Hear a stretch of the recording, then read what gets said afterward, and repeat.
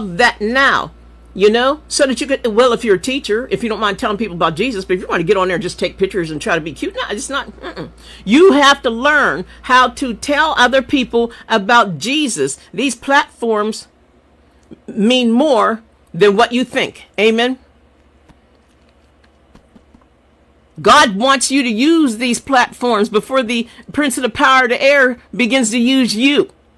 Hallelujah. Community matters. Tell people. Have friends that you talk to. Amen.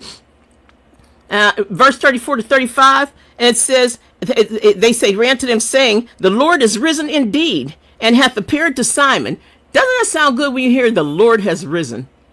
The Lord has risen. Resurrection Sunday, everybody says, the Lord has risen. Amen. Hallelujah. Amen. The Lord has risen and has appeared to Simon. Resurrection. They're witnessing the resurrection of Jesus Christ. Amen. And verse 35 says, and they told what things were done in the way and how he was known of them in breaking of bread. They get to show how they had broke bread with Jesus Christ. What an honor. What an honor to break bread with Jesus Christ. Amen. Their testimony confirms what Peter also experienced. Hallelujah. Personal encounters become public witness. When you have noticed, even people over, I believe, Iran, I think it's Iran or whatever, people are beginning to dream about Jesus. Jesus is coming to them. They live in a country where they could lose their lives talking about Jesus. Amen. And there's thousands and thousands of people coming, testifying about how Jesus is coming to them in their dreams. All of them have the same story.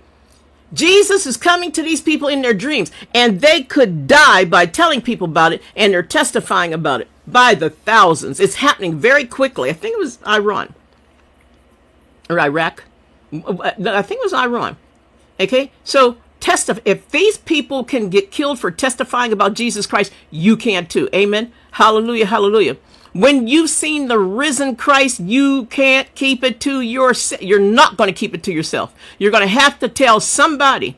Amen. You may have walked away confused. Amen. But you'll return on fire once he opens your eyes. You can't keep it in.